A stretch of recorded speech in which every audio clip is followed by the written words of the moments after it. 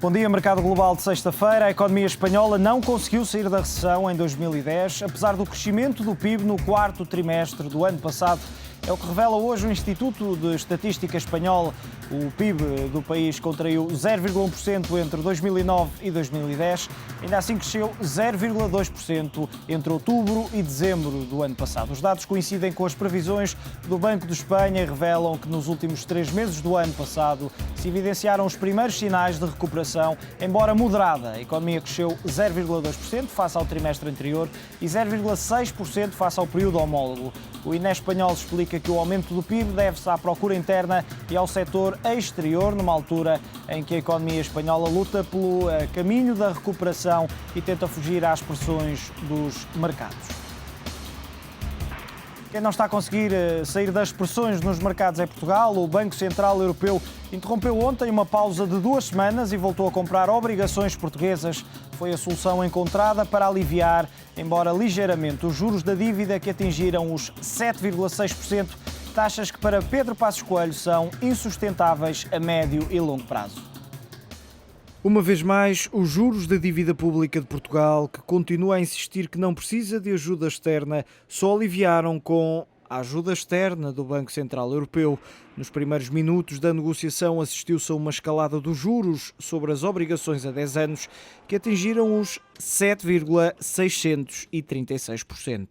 Nós sabemos que estas taxas que têm vindo a ser praticadas são insustentáveis. É uma taxa de juro elevada e é uma taxa de juro que não tem correspondência com os fundamentais da economia portuguesa, nem com o trabalho que Portugal está a fazer para a consolidação das contas públicas. O apelo português terminou com 2 semanas de pausa nas compras da instituição liderada por Jean-Claude Trichet, que mesmo assim só conseguiu aliviar os juros para os 7,296%. O valor possível para um país que se vê a nível económico e financeiro com uma luta pela redução do déficit, a nível político com uma moção de censura ao governo e a nível externo com os investidores a duvidarem da capacidade de Portugal resolver as contas, com a sombra do FMI a pairar novamente sobre a ponta da Península Ibérica, enquanto o seio da zona euro continua dividido. Entretanto, os juros estão novamente a subir. No caso das obrigações do Tesouro a 10 anos, avançam para os 7,302%. A moção de censura anunciada por Francisco Louçã no Parlamento é um novo fator de quebra de confiança para os mercados. Esta é a opinião de Pascal de Lima, principal analista da Altran Financial Services. Lima avança mesmo com a ideia de que a moção significa que a economia está a ser ultrapassada pela política e que desta forma os problemas de Portugal vão complicar-se. O economista indica ainda que não havia necessidade de uma intervenção externa, mas que o atual contexto político português vai dar um novo impulso à ideia de um recurso a instituições internacionais. O chefe da equipa de análise económica da Altran sugere também que se tente acalmar os mercados e não o contrário. Pascal de Lima afirma que, em vez de se estar a criar sanções políticas ao governo, seria melhor ajudar ao esforço de dar confiança aos parceiros internacionais de Portugal e esperar 2 anos para avançar com debates ideológicos sobre como reagir às medidas de austeridade. E as reações à subida de juros também chegaram de Bruxelas. A subida põe em evidência, aliás, a urgência da zona euro de acordar uma resposta abrangente à crise da dívida, afirmou ontem um porta-voz do Comissário Europeu dos Assuntos Financeiros. O responsável sublinhou não ser hábito da Comissão comentar os desenvolvimentos no mercado a curto prazo, mas referiu que no caso português, apesar de estarem a ser tomadas medidas importantes, os mercados continuam nervosos. Já na quarta-feira, o Presidente do Conselho Europeu tinha anunciado uma cimeira extraordinária de chefes de Estado e do Governo da zona euro para 11 de março. O objetivo é discutir um conjunto de medidas para combater a crise da dívida soberana para serem adotadas no Conselho Europeu de 24 e 25 de março.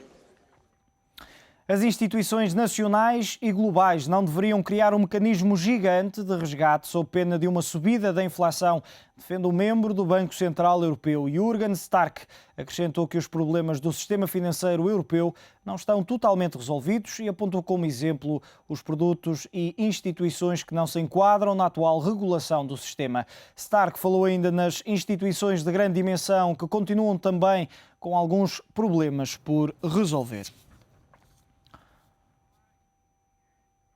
E numa tentativa de impulsionar a economia nacional, o Governo quer levar as empresas portuguesas para Moçambique e América Latina. O Ministro das Obras Públicas e o Secretário de Estado do Comércio estão a preparar uma dupla ofensiva de diplomacia económica. António Mendonça vai iniciar uma missão empresarial em Moçambique e alguns países da América Latina. A acompanhá-lo vão estar alguns responsáveis portugueses de empresas dos setores da construção e engenharia. A visita pretende reforçar os negócios nacionais e deve durar até à próxima terça-feira. O mesmo objetivo tem a viagem de Fernando Serrasqueiro, secretário de Estado do Comércio. Desloca-se a 3 países da América Latina na companhia de 25 empresas portuguesas e associações empresariais para estreitarem relações entre os países. Uma missão diplomática que termina a 20 de fevereiro. E numa semana em que o Governo apostou forte nas exportações, Vítor Bento afirma que estas podem não ser suficientes para evitar a recessão este ano. O economista apontado como possível Ministro das Finanças do PSD lembra que no que toca a exportações, o país ainda está em valores abaixo de 2007. Hoje há outra vez um grande entusiasmo que as exportações nos vão tirar do buraco. Oxalá que sim. E obviamente devemos estar gratos, devemos estar muito reconhecidos ao comportamento das exportações. Mas as exportações continuam abaixo do valor de 2007, convém não esquecer isso. Portanto, nós estamos a recuperar aquilo que perdemos durante a crise, onde o comércio internacional praticamente colapsou. Em estúdio para fazer uma análise do dia e da semana está hoje Bruno Costa, analista da GoBulling. Bruno, muito bom dia. Hoje num registro diferente vamos fazer aqui um apanhado das principais notícias da semana, naturalmente a começar por esta subida dos juros na sessão de ontem. Como é que resolvemos ou como é que Portugal resolve esta situação, uma vez que os primeiros dados de alguma execução orçamental, nomeadamente do lado da Receita, não resolveram o problema, hoje estão outra vez a subir e mais uma vez, apesar de Portugal dizer que não precisa de ajuda externa, é sempre o Banco Central Europeu que vem resolver a situação na hora de maior aperto. Sim, começando por essa contradição, ou seja, pelo facto de dizermos que não precisamos de ajuda externa e por depois precisarmos do Banco Central Europeu para comprar dívida e fazer cair as taxas de juros, e pegando nessa contradição, partindo para aquilo que efetivamente se está a passar, e se passou esta semana. O primeiro ponto, relativamente à emissão sindicada, a colocação de dívida sindicada é a meio desta semana.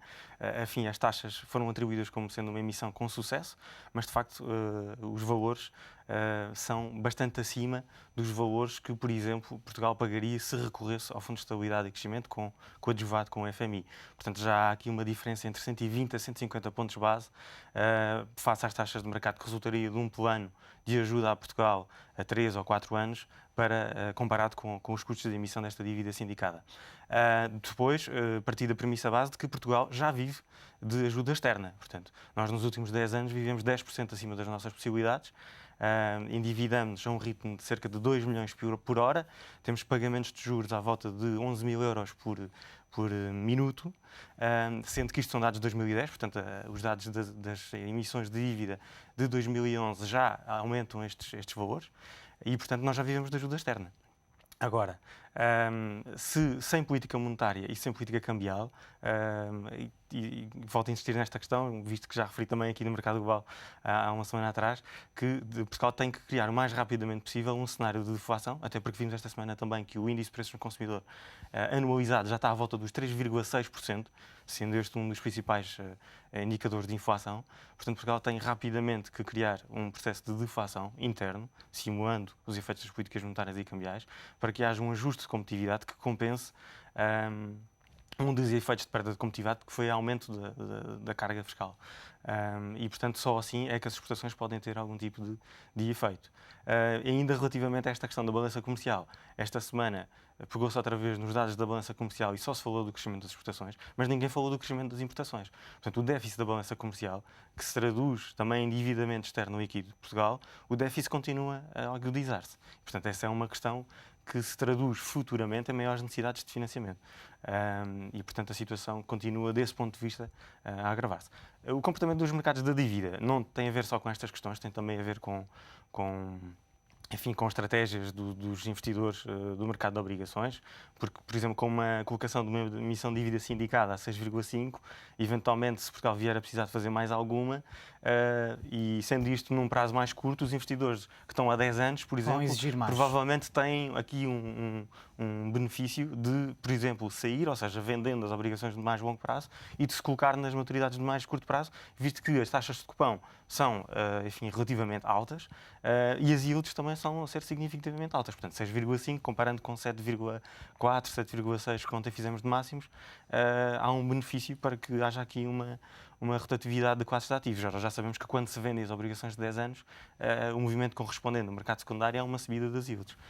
E, portanto, importa também perceber Alguns analistas diziam ontem precisamente que houve uma tendência vendedora por parte de muitos investidores que compraram a dívida da emissão sindicada, que já estavam a tentar desfazer-se. Pode ser já um início desse movimento de que falavas agora?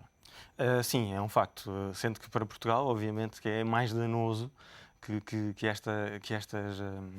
este movimento ocorra nas taxas de juros de curto prazo. Isto porquê? Porque as nossas necessidades de financiamento, em termos daquilo que vão ser os vencimentos dos próximos 3 a 4 anos, o valor deste ano, 2011, é um valor particularmente relevante. Portanto, nós temos agora em abril um vencimento de obrigações a 6 anos à volta de 4,5 bilhões de euros e depois temos em junho um vencimento também de obrigações a 10 anos de cerca de 5 bilhões de euros. Segundo o IGCP, essas necessidades de vencimento já ficaram cumpridas.